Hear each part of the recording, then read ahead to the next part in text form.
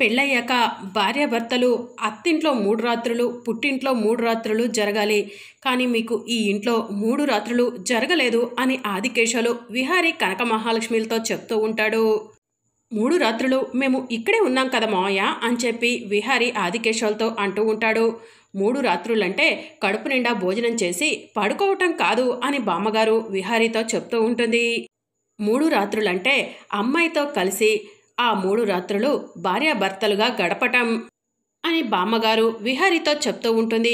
ఆదికేశవ ముందు ముహూర్తం పెట్టించు అని బామ్మగారు ఆదికేశవతో చెప్తూ ఉంటే, అదిగోనయ్యా పంతులు గారు వచ్చారు అని గౌరీ చెప్తుంది. ఇక విహారీ కనక మహాలక్ష్మి పంతులు గారిని చూసి టెన్షన్ పడుతూ ఉంటారు.